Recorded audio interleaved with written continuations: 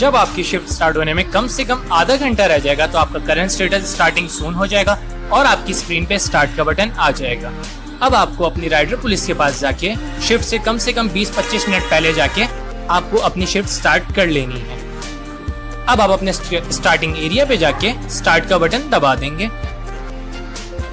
Vehicle type में motor bike, back type, standard box, privacy policy को agree करेंगे और स्टार्ट कर देंगे।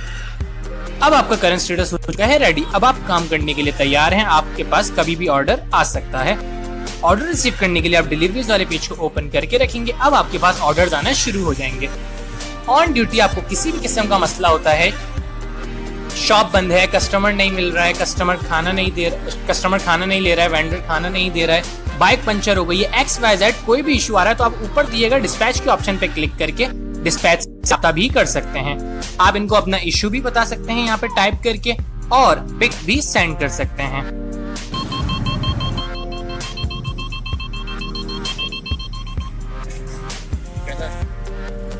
अब आपके पास पिकअप डिटेल्स आ चुकी हैं। ऊपर स्क्रीन पे आपके पास रेस्टोरेंट की डिटेल्स आ रही हैं जहां से आपको जाके ऑर्डर पिक करना है। सबसे पहले आप एड्रेस को पढ़ेंगे। अगर आपको पढ़ के समझ आ जाता है तो ठीक है, नहीं तो आप एड्रेस पे क्लिक कर देंगे तो ऑटोमेटिक इसमें आपके पास मैप खुल जाएगा। मैप खुलते ही आपके पास दो मार्क्स शो होंगे, एक होगा ब्लू मार्क, एक होगा रेड मार्क। ब्लू मार्क उस जगह को शो करेगा जहां आप बैठे हुए हैं और रेड मार्क उस जगह को शो करेगा जहां आपको जाना है। तो आप इजीली मैप के थ्रू वहां तक पहुंच के ऑर्डर पिक कर सकते हैं।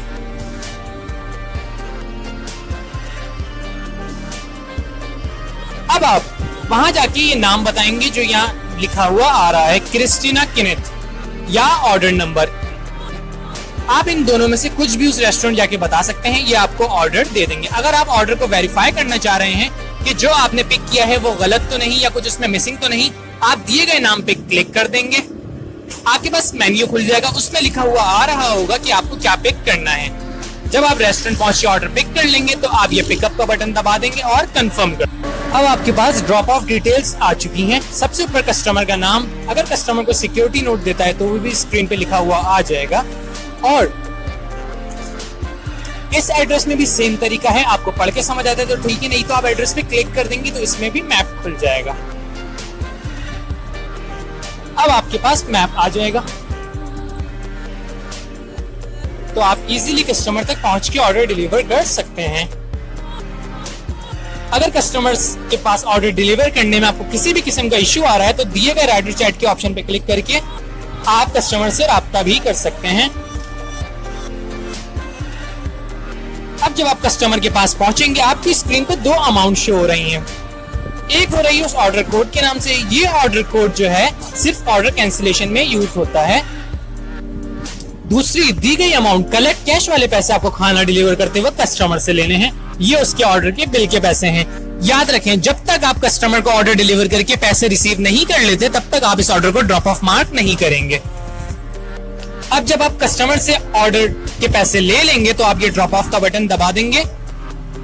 दी गई कंफर्मेशन अमाउंट में आप इस अमाउंट के साथ कोई भी किसी भी किस्म की छेड़छाड़ या फ्रॉड नहीं करेंगे। अगर आप इसको एडिट करके किसी भी किस्म का फ्रॉड करते हुए पाए जाते हैं तो आपको परमानेंट ऑफ बोर्ड भी किया जा सकता है। तो याद रखें, इस अमाउंट को ऐसे ही एंटर करके आपको कंफर्म अमाउंट पे क्लिक करके ऑर्डर ड्रॉप ऑफ मार्क कर देना है।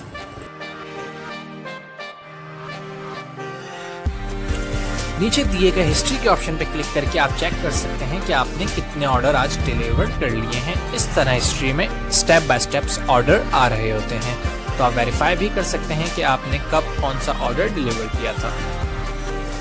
वॉलेट के ऑप्शन पे क्लिक करके आप वो अमाउंट कंफर्म कर सकते हैं जो आपने अपनी शिफ्ट में कलेक्ट की थी। At the end of the shift ये अमाउंट आपको फूड पांडा को जैस कैश या कनेक्ट के थ्रू जमा करानी होती है।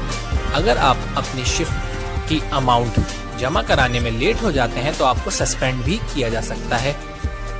जब आपकी शिफ्ट खत्म हो जाएगी तो आपका करंट स्टेटस दोबारा से नॉट वर्किंग हो जाएगा और अब आप अपनी शिफ्ट खत्म करके घर जा सकते हैं। शुक्रिया। फूड पांडा ने अपने राइडर्स के लिए दो लिमिट्स लगाई हैं, हार्ड लिमिट और सॉफ्ट लिमिट। सॉफ्ट लिमिट है 4500 और हार्ड लिमिट है 5000।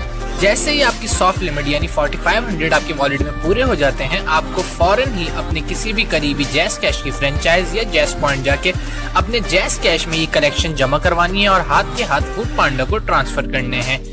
अगर आपकी हार्ड लिमिट यानी 5000 रुपीज कलेक्शन वॉलेट में पूरी हो चुकी है और आपने अभी तक कैश जमा नहीं कराया है, तो आपको सस्पेंड भी किया जा सकता है। तो इसीलिए किसी भी सस्पेंशन से बचने के लिए अपनी कैश कलेक्शन को अपनी टाइम से पहले ही जमा करा दें। अगर आपकी 2 बैक टू बैक शिफ्ट्स हैं, तो पहले शिफ्ट की कलेक्शन शिफ्ट खत्म होते ही फौरन से जमा करा दें, नहीं तो आपकी दूसरी शिफ्ट स्टार्ट नहीं होगी। अगर आपकी बैक टू बैक शिफ्ट्स हैं और बीच में आपको कहीं जाने का टाइम नहीं मिल रहा है कि आप किसी जैज़ कैश की फ्रेंचाइज या पॉइंट पे जा सकें, तो एहतियातन आप पहले ही अपने जैज़ कैश अकाउंट में कैश कलेक्शन जमा करवा के रखें, ताकि आप शिफ्ट एंड होते ही फौरन कैश कलेक्शन जमा करवा के फूड पांडा को ट्रांसफर करके अपनी दूसरी शिफ्ट बाकायदगी से बिना किसी परेशानी के स्टार्ट कर सकें। अगर आपने अपनी कैश कलेक्शन महीने में 2 बार शिफ्ट खत्म होने के 12 घंटे बाद जमा करवाई है, तो आपको परमानेंट ऑफ बोर्ड भी किया जा सकता है। तो कलेक्शन जमा कराने में काइंडली बहुत ज़्यादा एहतियात रखें। शुक्रिया।